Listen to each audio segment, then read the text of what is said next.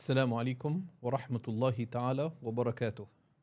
بسم الله الرحمن الرحيم. الحمد لله رب العالمين وصلى الله وسلم وبارك على سيدنا ونبينا Muhammad وعلى آله وصحبه وسلم. Alhamdulillah, in our lessons on Imam Zarnuji's Ta'lim al-Muta'allim, we're continuing first of all to look at the discussion on respect for knowledge and its people. And the role of respect in knowledge is critical. Now, some people have issues with this at a practical level, that some of the idea of unconditional respect, is this from, there's a whole bunch of contemporary terminology, some of it rightful, but, we have to be clear that all respect in our deen is conditional upon that which is pleasing to Allah subhanahu wa ta'ala, right? لا طاعة لمخلوق في معصية الخالق. There's no obedience to creation in disobedience to the Creator. So we know that very clearly, number one. Okay. Number two, the purpose of this listening to one's teacher is not, and a true teacher is characterized by the quality of nasiha, right? That they are seeking good for the student, right? Because what is nasiha? It's talabul khair fi haqqil ghayr, seeking good with respect to another, as we know. So a true teacher, when they advise you, they're not doing it for their benefit, they're doing it for your benefit. So we listen to them out of realizing that. And that's why, as we we don't rush to commit to teachers, etc. Right? And also, part of consulting is that if a teacher suggests something that doesn't appear to be correct or would appear to be harmful, etc., consult other teachers privately, respectfully, that what do I do? Some teachers maybe have very high resolve. They say, you know what? Don't go back to your home country, don't do this, don't do that. It's like, but also sometimes you just have to be clear with them. For example, when my sister was getting married, one of my teachers in Damascus said, don't go back to Damascus. Don't go back to Toronto. So I explained that if I don't go back to Toronto, it'll cause serious negative repercussions in our family. I'm the oldest son, etc. I said, oh, okay. And would your parents be displeased? I said, yes. But I'm willing to listen to you, but if, And he said, of course, then you have to go, because you have to. So sometimes we give insufficient information to our teachers. Right? So should I continue to study or take out 2 weeks to attend a wedding? They said, no, continue studying. But if you explain fully, so that's part of, and how do we learn that? By consulting other teachers maybe that, look, this is the situation, what do I do? I say, just clarify, right? Clarify. So that's important to be very clear about. Okay. Now, he tells us, right? وَيَنْبَغِي لِطَالِبِ الْعِلْمِ أَنْ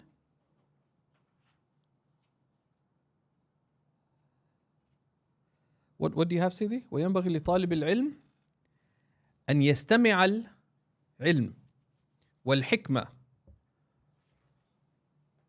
بِالتَّعْظِيمِ. So he says, it's befitting the seeker of knowledge, from the section on respect for knowledge, it is befitting the seeker of knowledge to listen to knowledge with veneration, right?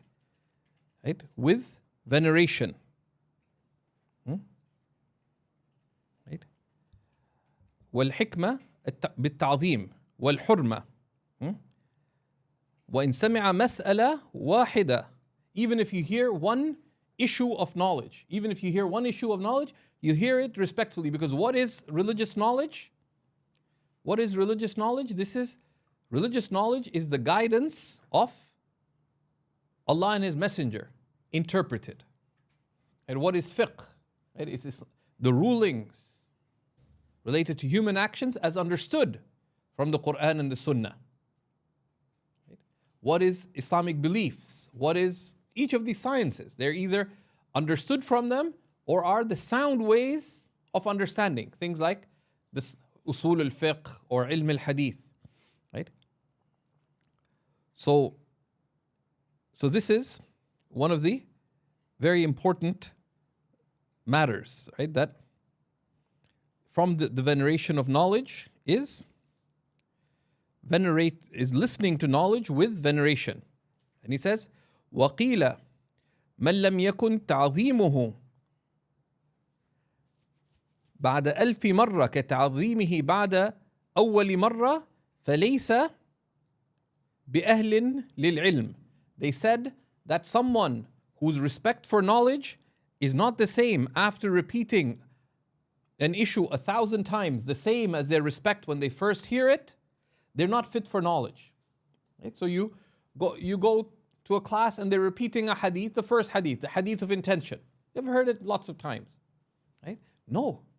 These are the words of Rasulullah sallallahu alaihi wasallam. This is the gift of guidance from Allah subhanahu wa ta'ala. So you treat it with that respect. Right? وينبغي لطالب العلم أن يختار نوع العلم وينبغي لطالب العلم ألا يختار نوع العلم بنفسه. It's important for the seeker of knowledge not to choose what they study by themselves. It's important for the student of knowledge not to choose their knowledge by themselves. Right? But rather, what do? He says, بل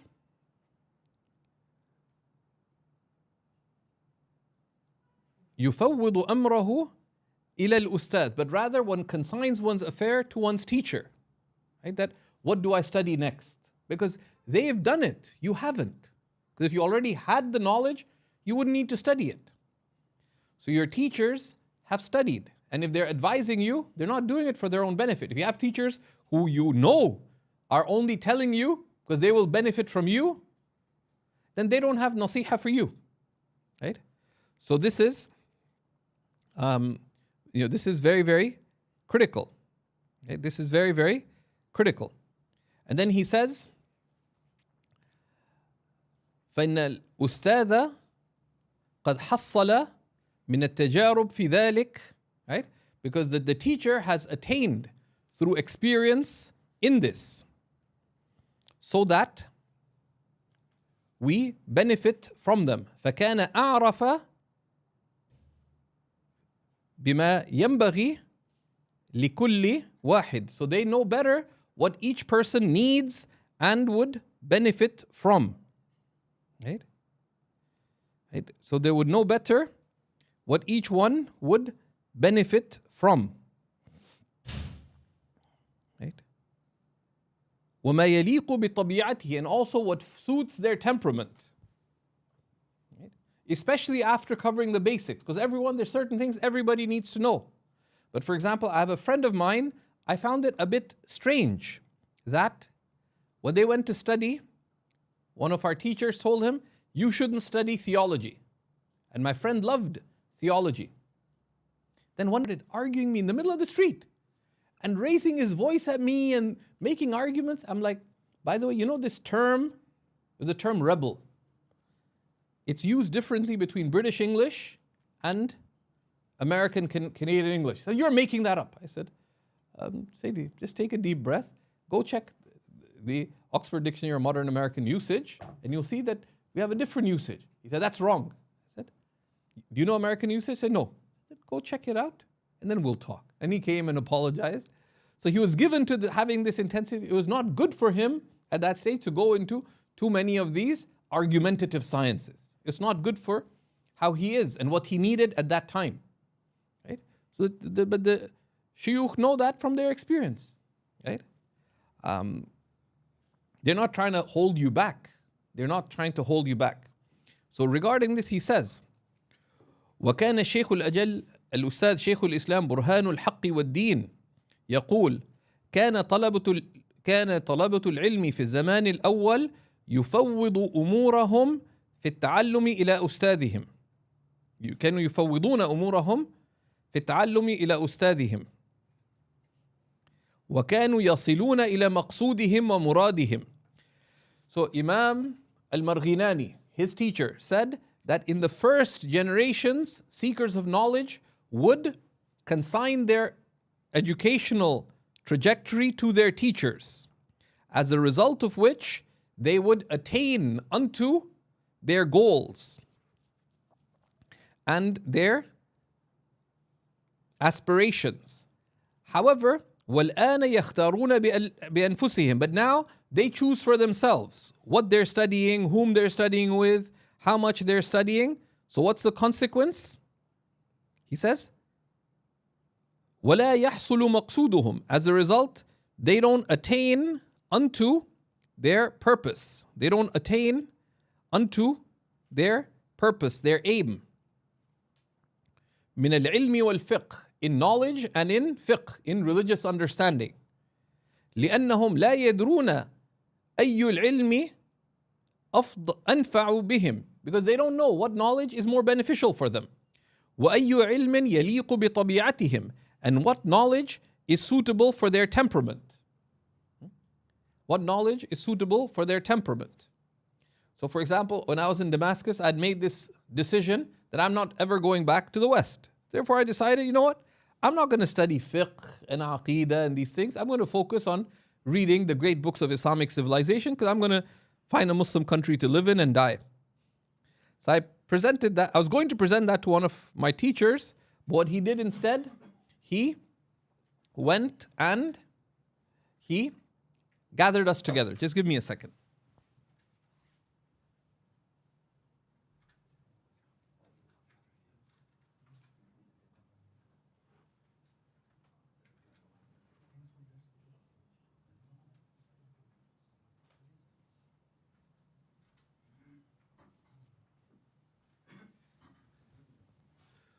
So before I could ask the Shaykh, he gathered a few of us together and he said, you should focus on Hanafi fiqh.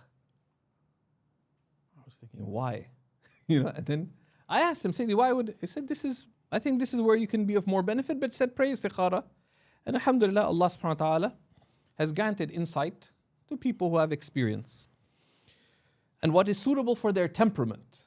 Right? Because their concern, they are inheritors of the Prophet ﷺ. Their concern is what is of benefit to you and what will enable you best to be of benefit to the ummah. Right? And that's how we need to approach it. Now, if you're not clear, ask with adab. Ask with adab. Seek clarification. Are you duty bound to blindly listen to any one advice? Are you? No. Right? You respect it and that's why the Prophet ﷺ said, seek istafti qalbak, seek an answer from your heart. Even if people give you an answer after an answer, follow the most convincing answer. But what do you ask yourself? Not what do I feel like, but rather asking your heart is to ask yourself which choice would appear to be most likely to be pleasing to Allah. Right? So, وَكَانَ يُحْكَى أن محمد بن إسماعيل البخاري كان يبدأ بكتاب الصلاة على محمد بن الحسن فقال اذهب وتعلم علم الحديث لما رأى أن ذلك العلم أليق بطبعه. And he said it's related that Imam al-Bukhari, Imam Muhammad ibn Ismail al-Bukhari, used to attend the gatherings of Muhammad al-Hasan or perhaps of his students, and it was said to him, go and learn. Learn meaning focus on the science of Hadith. Why? Because he knew that this was closer to his temperament. And it was not just sort of impose my view on you, but because this would be of greater benefit. فَطَلَبَ عِلْمَ الْحَدِيث فَصَارَ فِيهِ مُقَدَّمْ عَلَى جَمِيعِ أَئِمَّةِ الْحَدِيثِ. So he sought the knowledge of Hadith and became preeminent in it over all the Imams of the science of Hadith. Right? وينبغي لطالب العلم ألا يجلس قريبا من الأستاذ عند السبق بغير ضرورة. It is befitting that a seeker of knowledge not sit too close to the teacher during the lesson unless there is a need. بل ينبغي أن يكون بينه وبين الأستاذ قدر القوس, that they should be like a spear's length between them and the teacher. So you should be close enough to be able to benefit, but not too close. Right? In general, I mean, you might be in a masjid this is in general. You might be in a masjid where you and the teacher are reviewing, and you have to sit close because you don't want to disturb others, for example. But this is general guidance. It's not an absolute criteria. The idea is that you have respect, right? You have respect. Right? You have respect for your teacher, even when, for example, one of my teachers said, even if your teacher is treating you as a friend, you deal with them as your teacher. Even if your teacher is treating you as a friend, you have the respect with them that this is my teacher. فَإِنَّهُ أَقْرَبُ إِلَى التَّعْظِيمِ, because it's closer to respect. And then he says, وَيَنْبَغِي لِطَالِبِ الْعِلْمِ أَنْ يَحْتَرِزَ عَنِ الْأَخْلَاقِ الذَّمِيمَةِ. It is befitting the seeker of knowledge that they keep completely away from blameworthy traits of character. فَإِنَّهَا كِلَابٌ مَعْنَوِيَّةٌ, because bad traits of character are like dogs. وقد قال رسول الله صلى الله عليه وسلم لا تدخل الملائكة بيتا فيه كلب أو صورة. That the Messenger of Allah صلى الله عليه وسلم said that the angels don't enter a house in which there is a dog or an image. Right? And bad traits of character are like dogs running in the field of your heart. The angels, this is why the believer strives to be in a state of purity. Why? Because the believer wants angelic states. Good traits of character bring with them light. And knowledge is a light. Right? Knowledge is a light. Bad traits of character bring with them darkness. Right? وَإِنَّمَا يَتَعَلَّمُ الْإِنسَانِ بِوَاسِطَةِ الْمَلَكِ. He says that the human being only learns through inspiration from an angel. وَالْأَخْلَاقُ الذَّمِيمَةُ تُعْرَفُ فِي كِتَابِ الْأَخْلَاقِ. And the blameworthy traits of character are known through the book of Akhlaq. وَكِتَابٌ هَذَا لَا يَحْتَمِلُ بَيَانَهَا. And this work of ours is not large enough, right? And it's not its scope to cover them. And this is why it is critical at each stage of learning, we mentioned this, that as you're studying outward knowledge, you should always have one text that you're covering of practical spirituality, that which enables you to work on improving your conduct and your character as a believer, as a seeker of knowledge, not theoretical knowledge, right? Because there's also theoretical spirituality, etc., but that which you need to improve your relationship with Allah, that which you need to improve your relationship with Allah, mighty and majestic.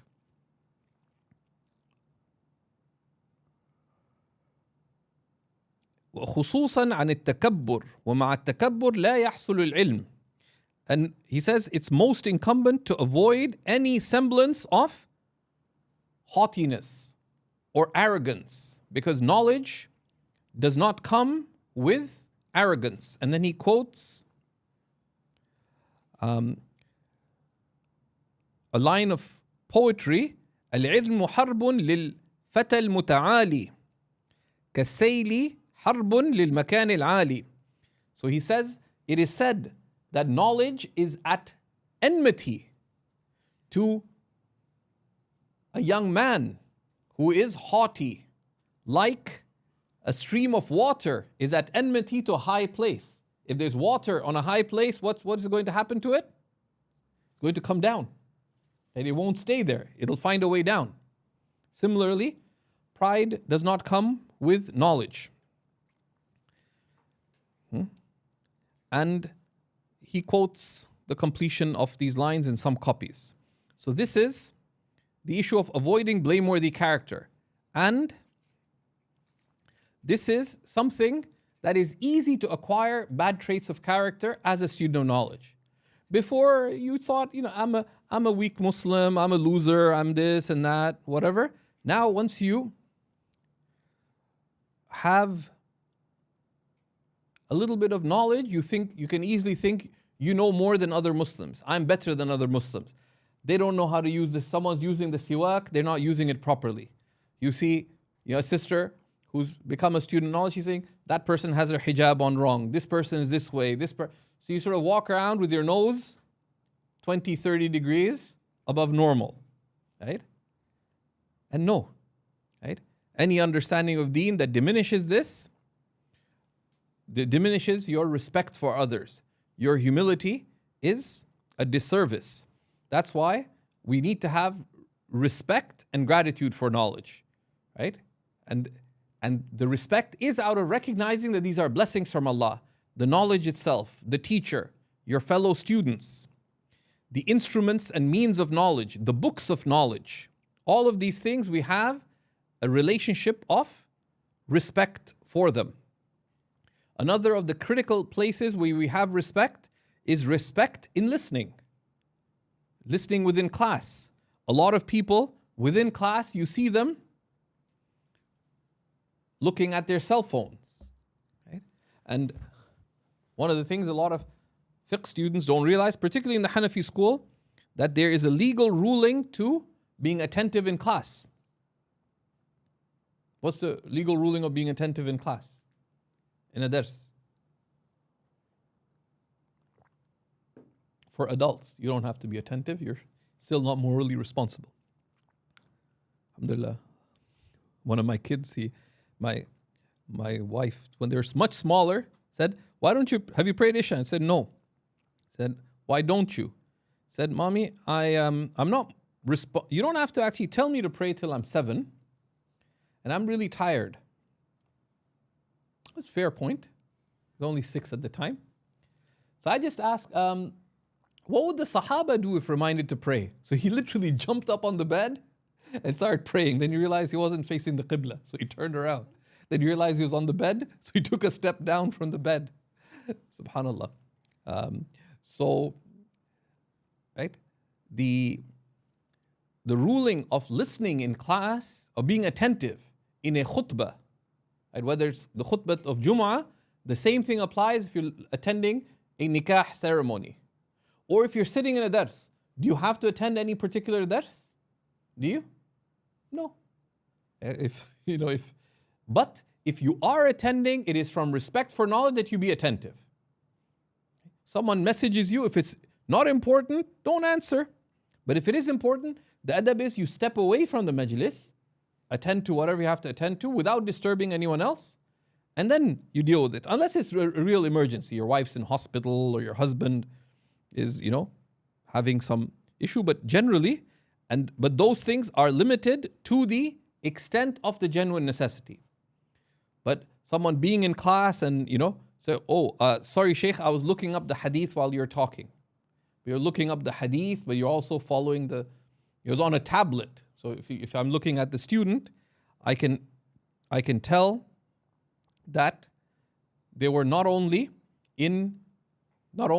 checking that, but they're also looking at the score of the Real Madrid game, which piqued my interest because I grew up in Madrid, or things like that. That's got nothing to do with seeking knowledge. The same thing applies. So in a class, it's either a religious obligation or at least the sunnah that we sit attentively.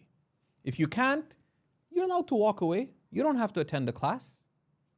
Right? But even if you attend a marriage, etc., this is, whoever is speaking of religion is speaking on behalf of Allah and His Messenger ﷺ. And being respectful to Allah and His Messenger entails we have respect for those speaking on their behalf. Similarly, if we were repeating our lesson, we do so with attentiveness, with respect. We have respect when asking questions.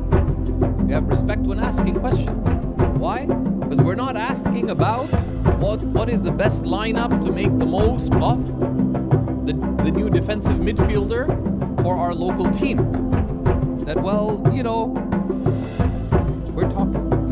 you're asking about deen, so you ask with this concern that if I were to be able to ask Rasulullah sallallahu alaihi wasallam, how would I ask? And if someone's not worthy of respect, first, you don't study with them. Number 2, don't ask them questions. Sometimes people come and say, Shaykh, what's your opinion about such and such?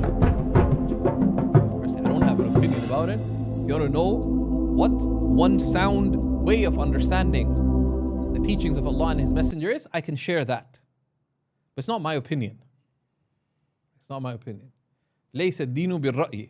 Religion is not by opinion, as Imam Abu Hanifa said. Imam Abu Hanifa said, if religion was opinion, I would give twice the inheritance to the woman as I would to the man.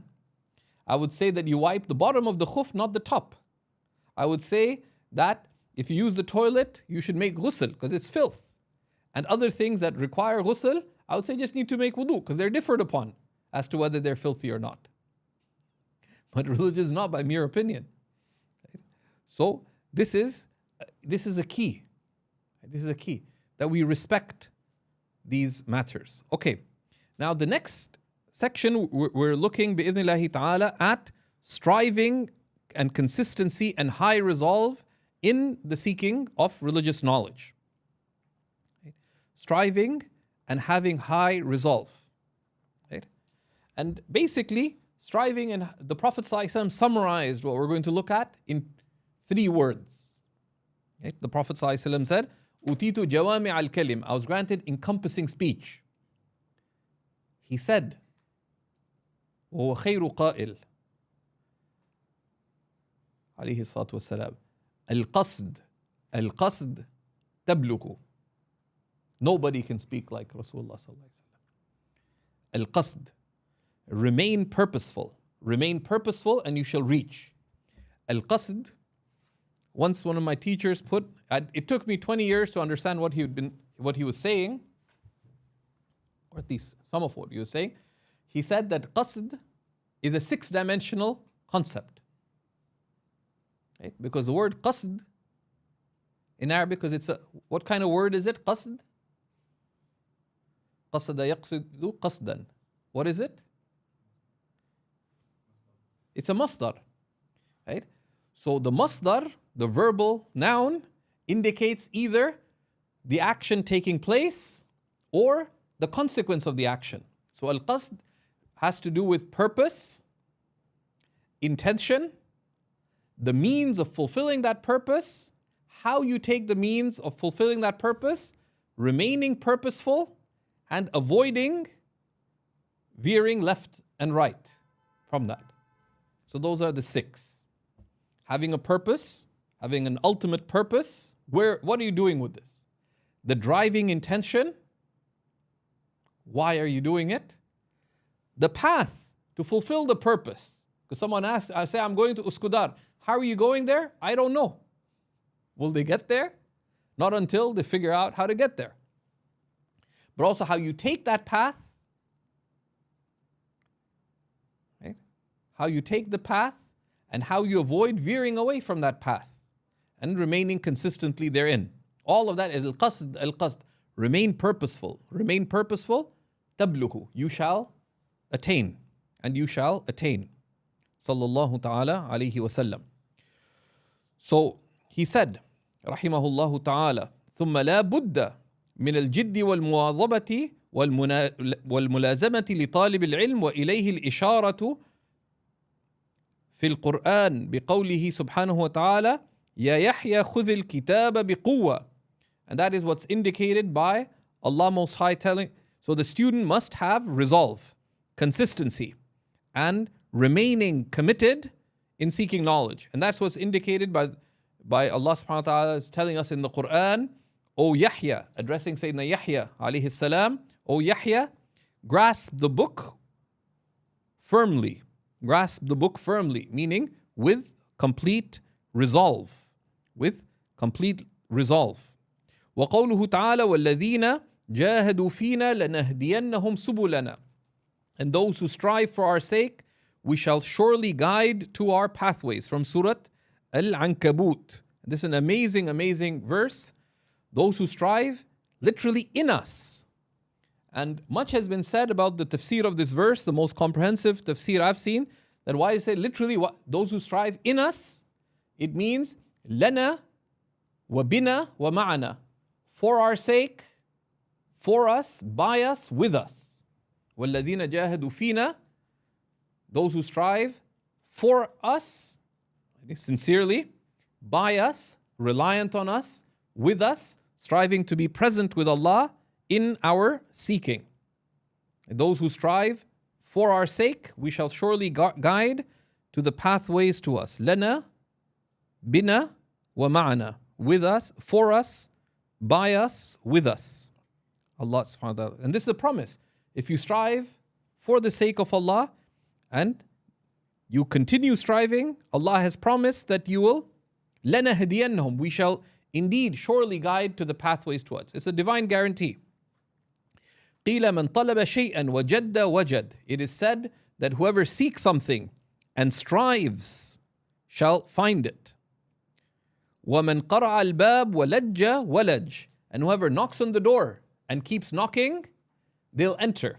Although, of course, when it comes to divine favor and mercy, one of my favorite quotes in Islam is that of Sayyidah Rabi' al-Adawiyya, once she passed by one of the righteous ulama of the Salaf, Salih al-Murri, who was telling a group of students that whoever keeps knocking on the door, it is expected that it will open for them. Man admana qara' al-bab yushaku an yuftaha lah.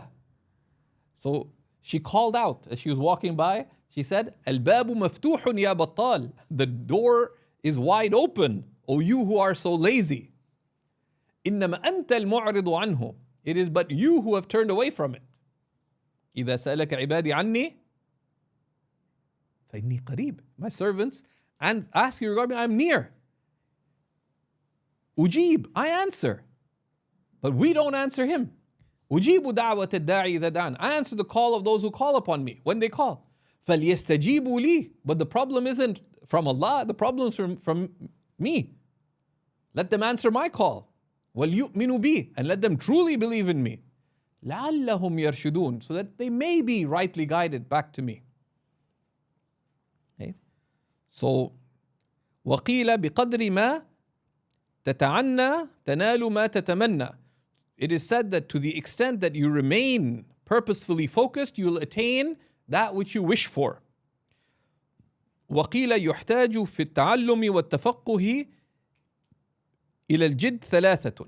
And it is said that in seeking knowledge and acquiring understanding of religion, you need striving in three matters.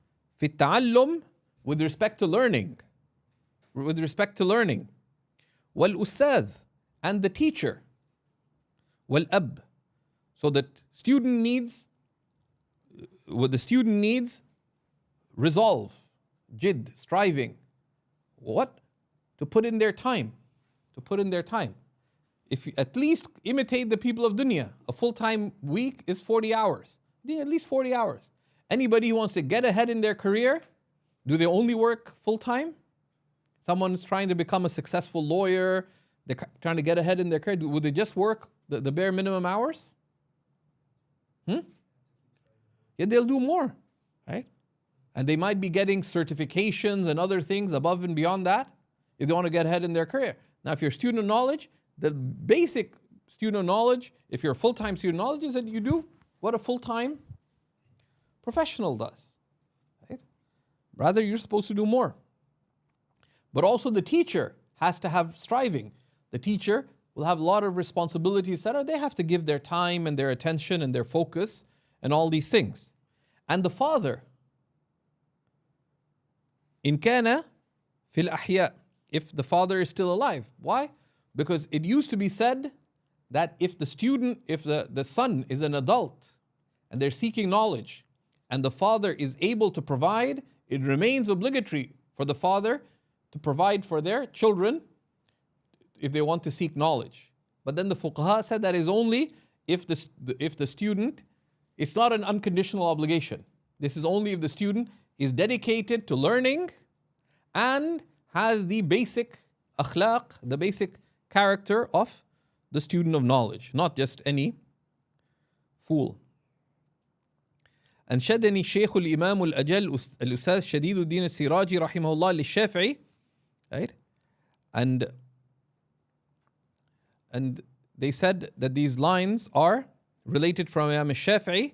الجد يدني كل أمر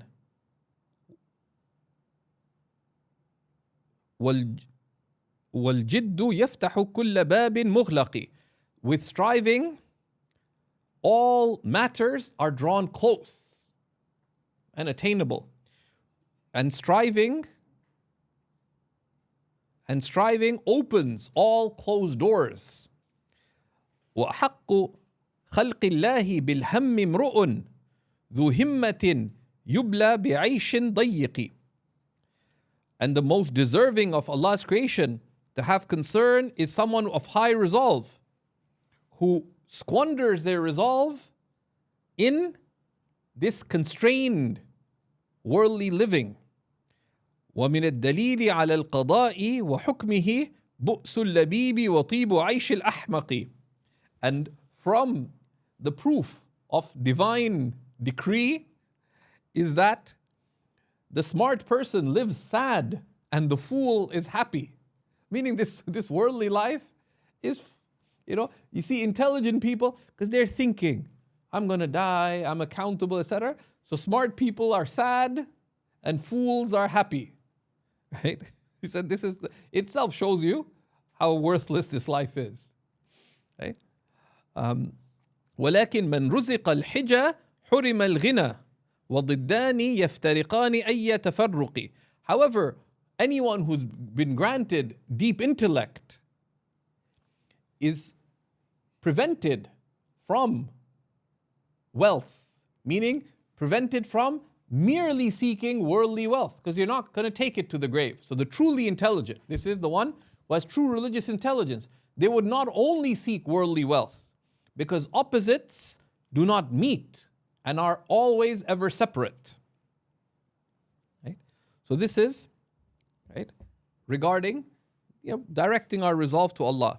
And then he says, وَأُنْشِدْتُ لِغَيْرِهِ, and I've heard from other than him, تمنيت أن تمسي فقيها مناظرا بغير غناء فالجنون فنون وليس اكتساب المال دون مشقة تحملها فالعلم كيف يكون. So he said, you wish to become an adept jurist who can debate others, but you have no means to do so. We have no means to do so. He said, madness has many manifestations. And what is the indication? That you have to have some way to seek knowledge. Just today I was with one of my good friends, Shaykh Ahmed Snobar, and someone was contacting him from Germany. I said, they want to come here to study. He said, do you have a means to support yourself? He said, no. He said, I advise a student of knowledge to have some way of even earning some money on the side while fully focusing their knowledge. Because you're not going to survive on hot air. Right? So you have to have some means. And you cannot acquire wealth without striving. Right? Likewise with knowledge. How can you acquire it? I.e. without knowledge, without money, and without striving for the knowledge itself. Right? So this is from وقال أبو الطيب, and Abu Tayyib, and this is one of the very interesting poets, if you want to read something very interesting. Abu Tayyib is, who's Abu Tayyib? Students of knowledge should know Abu Tayyib. Abu Tayyib is al-Mutanabbi, and he is a very fascinating creature, of course, a very fascinating believer, very interesting. A lot of the poetry ascribed to him is not actually by Abu Tayyib al-Mutanabbi. Especially Google, if you start searching things online, see all kinds of things ascribed to all kinds of people, and they're not by them. So he says, this is a scary line of poetry. وَلَمْ أَرَى فِي عُيُوبِ النَّاسِ عَيْبًا كَنَقْصِ الْقَادِرِينَ عَلَى التَّمَامِ. I have not seen of the blameworthy qualities of people any blameworthy quality like those able falling short from completion. وَلَا بُدَّ لِطَالِبِ الْعِلْمِ مِنْ سَهَرِ اللَّيَالِ. And the seeker of knowledge must stay up at night. And the seeker of knowledge must stay up at night. Right? Now, of course, this used to be a matter that in the old days, what would happen? When it became nighttime, people would, and they didn't have electricity or lighting on the streets or in the homes. You'd have to light a candle or a lantern, right? So that people would be given easily to sleep, right? And there's a lot of evidence that those before the age of electricity would sleep a lot more than we did. Because it'd be hard to stay up at night. It would require effort. Kind of dangerous at night. Imagine walking around your home without a light on. Would you stumble? Would you stumble if all the lights were off and you went to the washroom? Yeah. So similarly, this advice on staying up at night has to be contextualized. Right? What does it have to be contextualized with? Their times. In our times, because we have, devices of mass destruction, of mass distraction, just in our hands, a lot of people don't sleep enough. Right? But what's meant by staying up at night is to make the most of the night for seeking of knowledge and devotion. Right? This is after giving your body its due. After giving your body its due. Right? So this line of poetry says, بقدر الكد تكتسب المعالي ومن طلب العلا سهر الليالي تروم العزة ثم تنام ليلا يغوص البحر من طلب اللآلي علو القدر بالهمم العوالي وعز المرء في سهر الليالي. He said, to the extent of your striving will you attain high matters, and whoever seeks high attainment stays up at night. But stays up at night with the beneficial. Doesn't mean you go to have Iskandar kebab and the Yemeni restaurant and this restaurant, and you try out some fancy ice cream. But this is, you stay up at night in seeking knowledge. You seek honor, but then you sleep all night. The one who seeks pearls dives deep in the ocean. High rank is attained by high resolve, and a person's honor is through staying up at night. Staying up at night in devotion and in.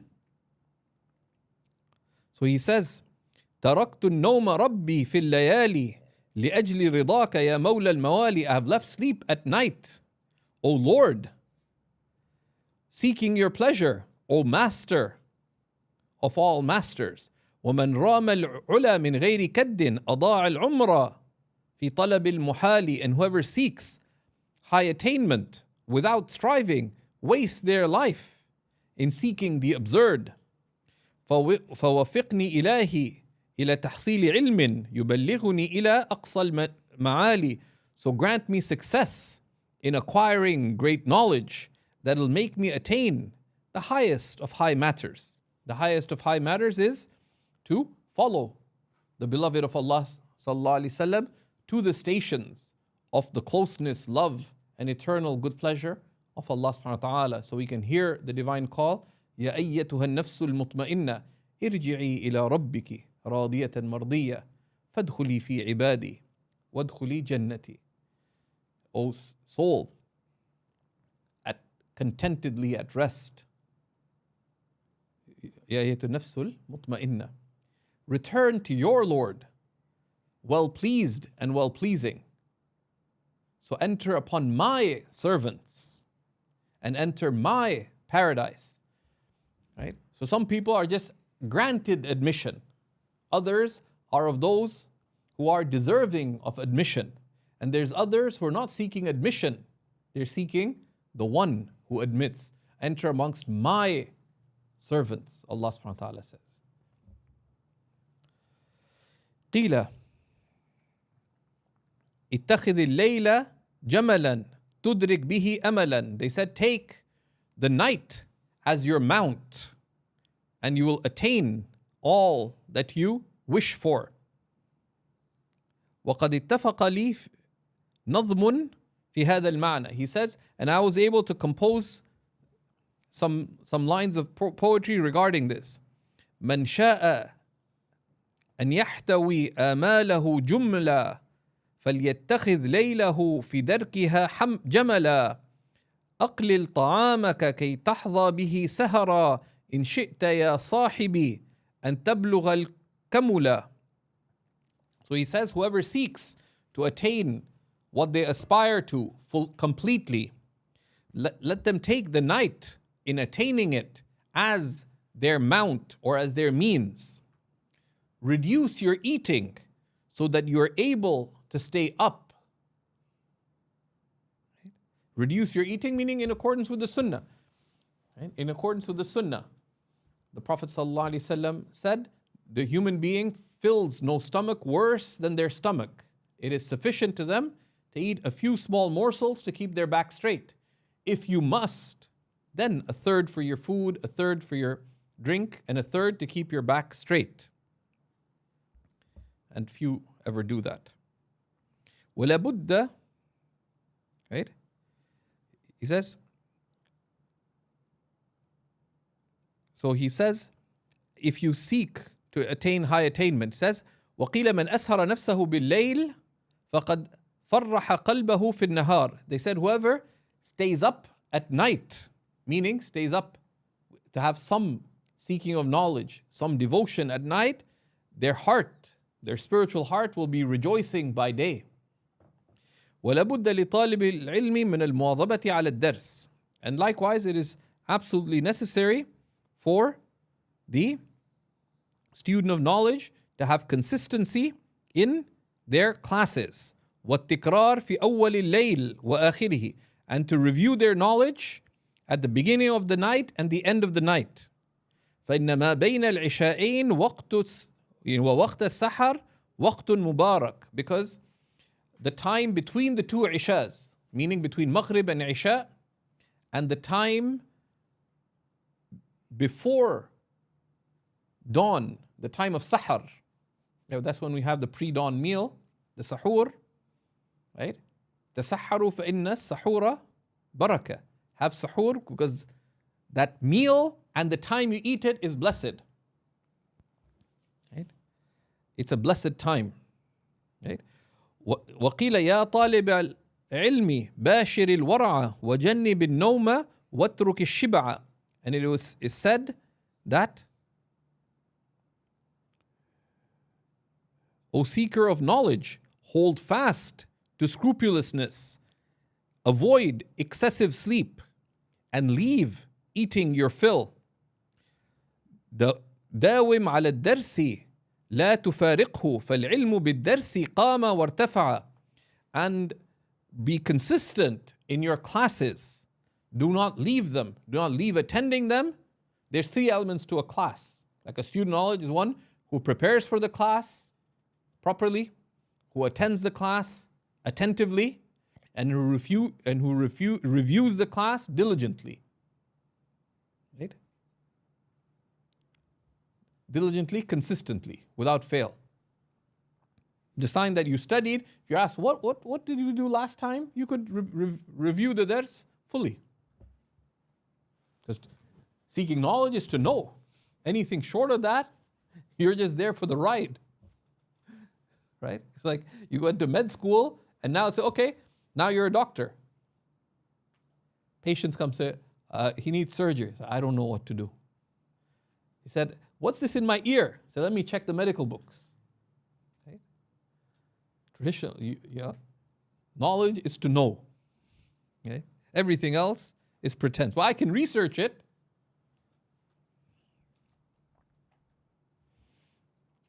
That's not. Right? And then he says, وَيَغْتَنِمُ أَيَّامَ الْحَدَاثَةِ وَعُنْفُوَانَ الشَّبَابِ. And one makes the most of the time of youth.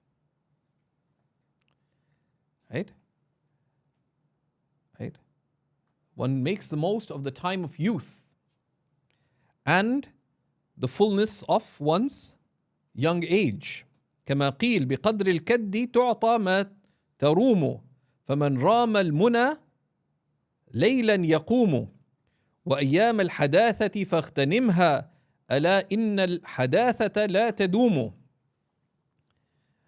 It is said that so he said, by striving, you will be granted all that you seek. So whoever seeks what they aspire to, at night would they stand. And the days of your young age, make the most of them. Truly, your young age will not last. Afterwards, you'll have time, you have all these books. You wish you had the time to read them, but you have many things you have to serve the Muslims with. Right? One of my teachers said said about Damascus, that study with the urgency that you don't have time here. So for example, one of my teachers said that finish studying the ikhtiyar of almost in 1 year. That meant we had to have 6 to 7 classes a day to finish the ikhtiyar. But he said, but also do the maraqi and this and the, like. So what do? Just listen to your teachers and just fall in love with them. They're not telling you anything that you cannot do. Just have to trust them. Right? Alhamdulillah, you just follow. Right? You just follow. Because they know what they're doing.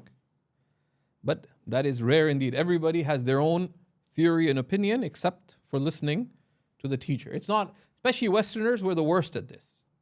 Everybody has their theory of seeking knowledge. None of them have attained anything.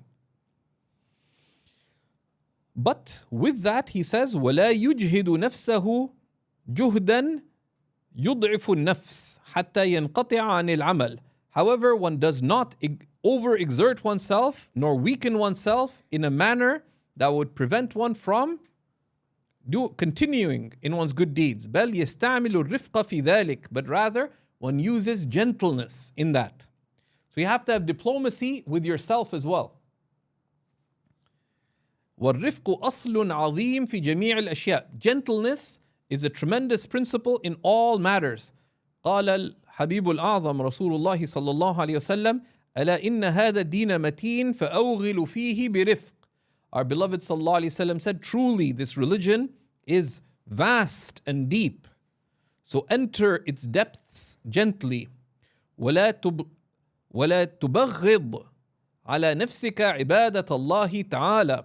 And do not make devotion to Allah odious to yourself. Why?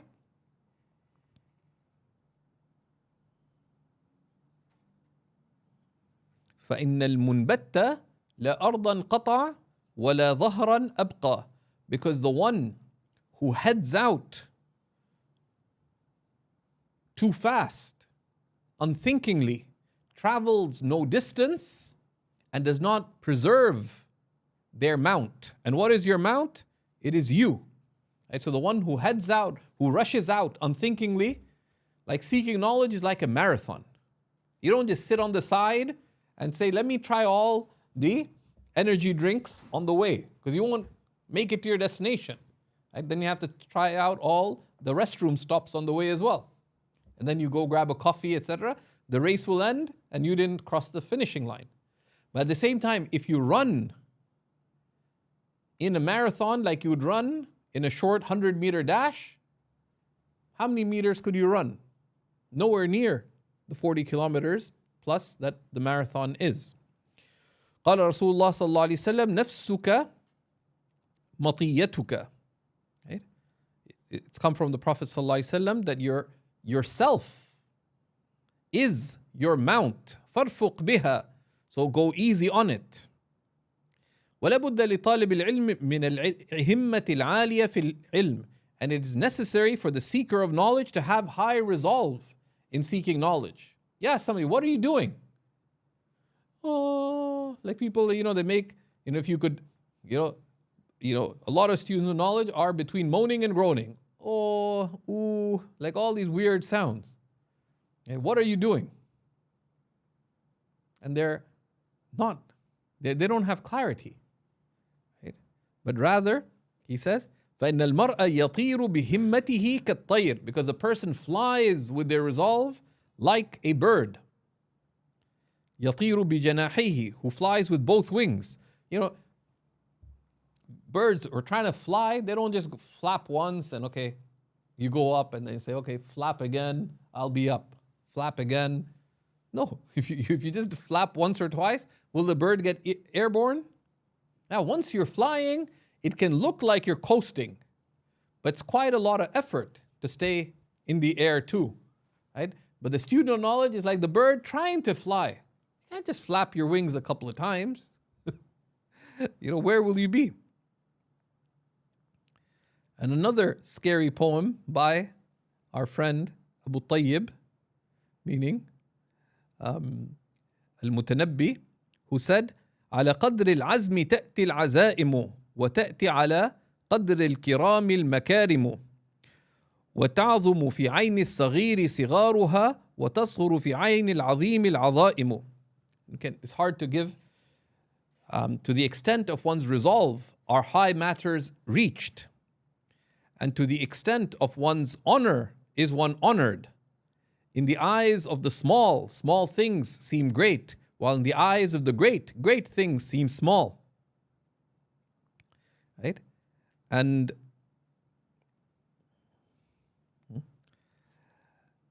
so this is the, and there are some copies that have an extra few lines of poetry here, but I'm going to do myself a favor and pretend that the extra lines of poetry aren't in the most authentic copies, but it's emphasizing the same meaning.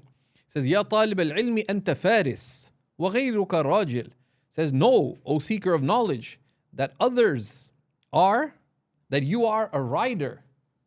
Right? You are a rider while others are walking. وعلمك حارس, and your knowledge is your guardian.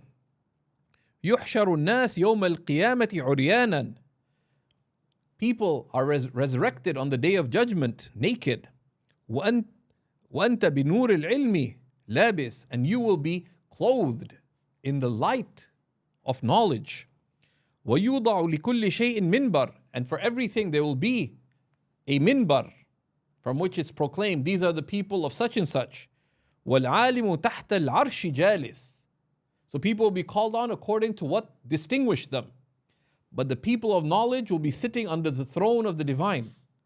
There'll be categories of people will be shaded under the shade of Allah subhanahu wa ta'ala. And from them are the people of knowledge. Right?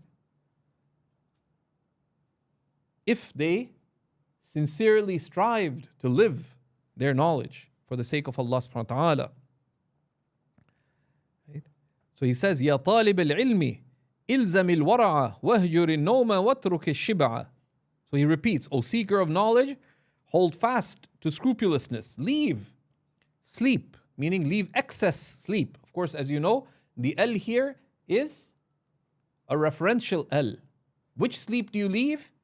Excess sleep, lazy sleep. Not all sleep, because your body has rights over you. And leave eating your fill. And then he says, يا طالب العلم فاجتهد بالليل, O seeker of knowledge, so strive by night, والنهار, and by day. فإن تحصيل العلم بالجهد والتكرار, because attaining knowledge is through striving and review. وإن لكل شيء آفة, and truly everything has an ailment. وآفة العلم ترك الجهد, and the ailment of knowledge is to leave striving, والتكرار, and to leave review. And then he says, what is the key to acquiring knowledge? He explains, والرأس في تحصيل الأشياء الجد والهمة. The basis of acquiring anything is striving and high resolve. فمن كانت همته حفظ جميع كتب محمد الحسن واقترن بذلك الجد والمواظبة فالظاهر أنه يحفظ أكثرها أو نصفها. So if someone made their goal that they wanted to memorize all the books of Muhammad ibn al-Hasan, and they conjoined that with resolve and striving, they would memorize most of them or half of them. فأما إذا كانت همة عالية ولم يكن له جد. But if one had high resolve, but they had no striving, or أو كان له جد ولم يكن له همة عالية, or someone has striving, but they don't have high resolve. You come to Istanbul and you want to seek knowledge, you said, you know what, I want to do calligraphy. Okay. And you work really hard to learn all kinds of calligraphy. Nice. I have a good friend, Shaykh al-Ghouj, who used to be a world-class calligrapher. He participated in many international competitions of calligraphy, but then he decided to dedicate himself to knowledge. He left calligraphy. I visited with him this Institute of World Calligraphy here in Istanbul, and there are pieces, things in the catalog of his calligraphy, but he left it for the sake of Allah to dedicate himself to knowledge. Then he saw there's a need for publishing, so he's published well over 1,200 books so far in the last 23 years. May Allah protect him and all our scholars. Right? So someone has striving, but they don't have a high resolve. لا يحصل له العلم إلا قليل. They will only acquire a little knowledge. Someone will decide, you know what? I'm really curious about the doner. How does it revolve without the meat falling off? So they go and work hard day and night, learning how to make doner. They may learn, and they might start a successful business back in Holland. But how much knowledge will they gain? Not much. Someone else decides, I want to make good coffee. Spend lots of time doing that, not seeking knowledge. So we shouldn't be like that. وكان الشيخ الإمام الأجل الأستاذ رضي الدين النيسابوري في كتاب مكارم الأخلاق قال أن ذا القرنين لما أراد أن يسافر ليستولي على المشرق والمغرب شاور الحكماء. So it's said in this work by Naysaburi on Makarim al-Akhlaq that Dhul Qarnayn, the one mentioned in the Quran, when he wanted to travel, to take over the east and the west, he consulted the wise. وقال كيف أسافر لهذا القدر من الملك? How would I travel this far?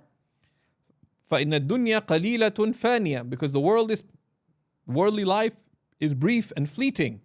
وملك الدنيا أمر حقير, and this worldly life is something low and paltry. فليس هذا علو الهمة, and this is not from high resolve. So he consulted, because he was told to travel the world and conquer. قال الحكماء سافر ليحصل لك ملك الدنيا والآخرة. Right? قال هذا حسن. So they told him, travel so that you may attain the dominion of this life and the next. Travel for the sake of Allah. Don't seek this for yourself, seek it for Allah. وقال رسول الله صلى الله عليه وسلم إن الله تعالى يحب معالي الأمور ويكره سفاسفها. Our beloved Messenger sallallahu alaihi wasallam said, truly Allah loves high matters and dislikes paltry ones, which is why we seek the highest of matters. Right? Seek the highest of matters. If you seek knowledge, don't say, I'll learn a couple of things and blah, blah. No. The sunnah is, someone asked Shaykh Abdurrahman al-Shahuri to say, I don't feel I'm sincere. I'm thinking just to learn a little bit and that would be enough. And he moved his finger and said, Mishik. So what does Allah Most High say in the Quran? وَجَعَلْنَا لِلْمُتَّقِينَ شُو? He said, make us for the mindful servants of Allah. What? He said, مَا قَالْ خُدَّامَ. He said, didn't say servants. قَالْ إِمَامَ. He said, make us the foremost of your mindful servants. You don't just want to be amongst, just serving the people of taqwa. You don't just want to be included amongst them. You don't want to be one of them. You want to be of the best of Allah's servants, the muttaqeen. You want to be imams, exemplars for the people of taqwa. You want to be the very best of the best. Why? Because you want the greatest possible share of the love, closeness, and good pleasure of Allah subhanahu wa ta'ala. وَقِيلَ فَلَا تَعْجَلْ بِأَمْرِكَ وَاسْتَدِمْهُ فَمَا صَلَّى عَصَاكَ كَالْمُسْتَدِيمِ. Right? That don't hasten in your affairs. Don't be hasten in your affairs and remain constant, because nothing will straighten your matters like consistency. So you feel you're crooked, right? You have a crooked stick. How do you straighten it? You have to apply constant pressure. You try to twist it around once or twice. Will it get straightened? No. But you put constant pressure and just leave it there. What will happen? It'll get straightened out. قيل قال أبو حنيفة لأبو يوسف كنت بليدا فأخرجتك المواظبة. So it said that Abu Yusuf said, So if Abu Hanifa said to Abu Yusuf, you are dumb, but your consistency took you out from your weak-mindedness. وَإِيَّاكَ وَالْكَسَلْ فَإِنَّهُ شُؤْمٌ. And beware of laziness, for it is reprehensible. وَآفَةٌ عَظِيمَةٌ, a tremendous ill. وقال الشيخ الإمام أبو نصر الصفاري, and Abu Nasr al-Safari al-Ansari said, يا نفس لا ترخي عن العمل. O self, do not leave actions في البر والعدل والإحسان في مهل, in virtue and being just and in an excellence, leaving them aside. فكل ذي عمل في الخير مختبط, because anyone who keeps working in good attains. And وفي بلاء وشؤم كل ذي كسل, but in tribulation and ill are all that are lazy. قال المصنف وقد اتفق لي في هذا المعنى, and he himself wrote some lines of poetry regarding this, that O self, leave laziness and putting things off, right? Otherwise be content to remain in humiliation, right? For I have seen nothing for the lazy except attainment of loss and regret and being prevented from attaining their hopes, right? And it is said, how many, وَكَمْ مِنْ حَيَاءٍ, and how much shame and how much inability and how much sorrow comprehensively is attained by a person who is lazy. Like what do they attain? But sorrow and woe. إياك عن الكسل في البحث عن شبه ما قد علمت وما قد شك من كسلي. Right? And beware of being lazy in investigating matters that you don't know, right? And anything arising out of laziness, that don't hold back, but strive. And then he gives an amazing insight that why are people lazy, right? Why do people procrastinate? He said, وَقَدْ قِيلَ يَحْصُلُ الْكَسَلْ مِنْ قِلَّةِ التَّأَمُّلِ فِي مَنَاقِبِ الْعِلْمِ وَفَضَائِلِهِ. It is said that laziness in seeking knowledge occurs through little reflection in the virtues of knowledge and its merits. فَيَنْبَغِي لِلْمُتَعَلِّمْ أَنْ يُتْعِبَ نَفْسَهُ عَلَى التَّحْصِيلِ. Right? So it is befitting the student to exert themselves to their utmost in acquiring knowledge, وَالْجِدْ, and in striving, وَالْمُوَاظَبَةِ, and consistency, with reflection, بِالتَّأَمُّلِ فِي فَضَائِلِ الْعِلْمِ, with reflection on the merits of knowledge. You should have a curriculum of books on the virtues of knowledge and listen to the teachings of the ulama on the merits of knowledge. For example, the book of knowledge of Imam al-Ghazali is taught by Shaykh Hamza Yusuf. It's taught by Shaykh Abdul Hakim Murad. It is taught by Shaykh Muhammad al-Yaqubi. It's taught by Shaykh Nuh Keller. All of them have teachings of these that are available, and others of our great teachers. And there's other books on the merits of knowledge, both in English and in Arabic. Ibn Jama'ah's work, Tadhkiratu al-Sami' wal-Mutakallim. If you look for Ibn Jama'ah, probably the only book of his translated into English. It's available. And other books. And there's great Arab scholars who've taught these. Likewise, the sections on the virtues of knowledge in Riyadh al-Salihin, in al-Targhib wa-Tarhib of al-Mundhiri, and other such books. But also reading the biographies of the scholars. فَإِنَّ الْعِلْمَ يَبْقَى بِبَقَاءِ الْمَعْلُومَاتِ وَالْمَالُ يَفْنَى. Because knowledge remains, because the things known remain. And wealth is extinguished. كما قال أمير المؤمنين علي بن أبي طالب رضي الله تعالى عنه رضينا قسمة الجبار فينا لنا علم وللأعداء مال. Right? So he said that it is related from Amir al-Mu'mineen Sayyidina Ali that he said, we are content with the apportionment of the all-powerful for us. We have knowledge and our enemies have wealth. Right? They have wealth. فإن المال لا يفنى عن قريب وإن العلم يبقى لا يزال. For wealth perishes quickly and knowledge remains, because it doesn't just remain in this life, its benefit remains into the hereafter. والعلم النافع يحصل به حسن الذكر, right? And beneficial knowledge, through it, one has good mention in creation.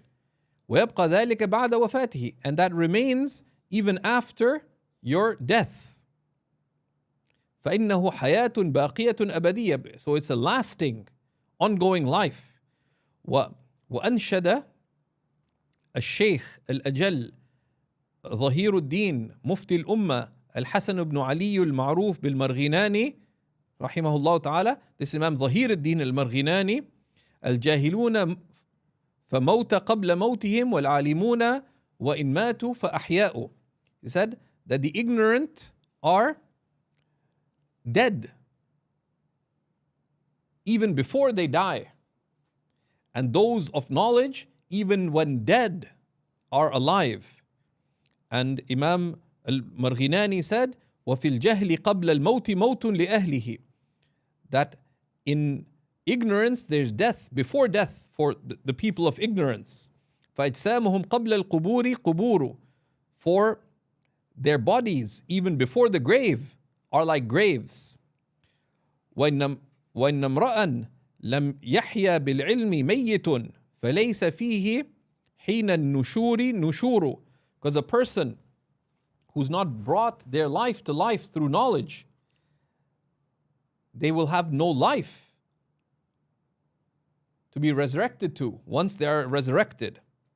And it's also said that the person of knowledge remains alive even after their death, and their limbs are under the grave extinguished, and their limbs are under the grave extinguished. And a person of ignorance is dead even when they're walking.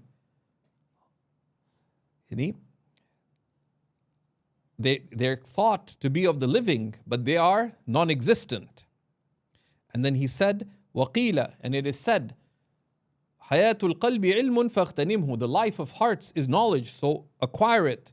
وَمَوْتُ الْقَلْبِ جَهْلٌ فَاجْتَنِبْهُ, and the death of hearts is ignorance, so avoid it. And he also quotes other poetry. He really likes poetry, and the ulama like poetry because it contains so much wisdom. العلم تاج للفتى والعقل طوق من ذهب. Knowledge is like a crown for a young man, for the young, and intellect is an adornment from gold. والعلم نور